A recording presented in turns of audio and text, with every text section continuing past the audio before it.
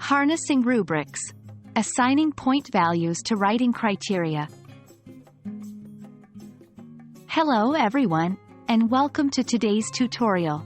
Today, we'll be diving into a crucial aspect of assessing and evaluating English writing skills.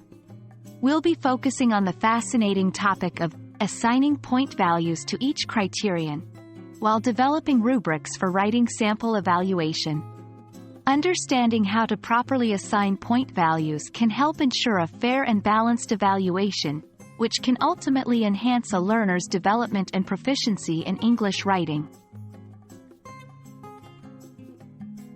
Rubrics are vital tools used in teaching and learning, especially when assessing written work. They provide a framework that helps both teachers and students understand the expectations of a task and how it will be evaluated.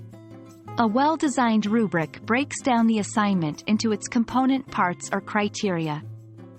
These could include aspects like grammar, spelling, punctuation, sentence structure, creativity, content, organization, and more, depending on the nature of the writing task. However, not all criteria hold equal weight. And that's where assigning point values comes into play.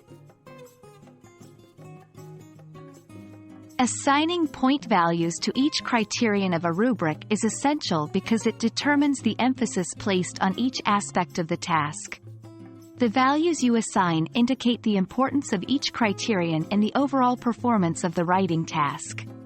For instance, if your focus is on content and organization rather than spelling and punctuation, you might assign higher point values to content and organization. Doing this ensures that the evaluation process aligns with the learning objectives, allowing students to understand which areas to prioritize and focus on. Step 1. Identify your criteria. What elements are you looking for in the writing samples?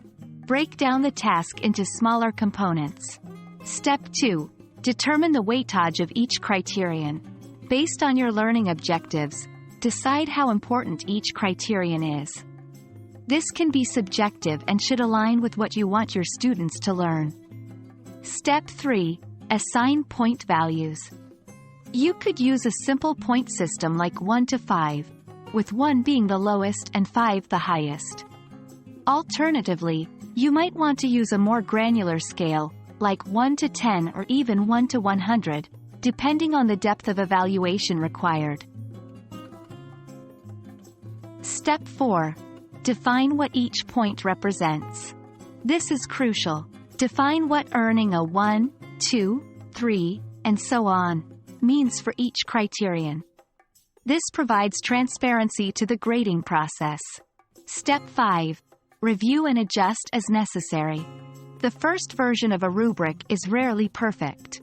Review it, use it, gather feedback from students, and refine it as necessary. It's an iterative process. And that wraps up our exploration of assigning point values to writing criteria in a rubric. Remember, the purpose of a rubric is to make expectations clear and grading consistent and fair. By assigning point values to each criterion, you can ensure that your students understand what's most important and where to focus their efforts. I hope this video has been insightful and useful for you. Until next time, happy teaching and happy learning.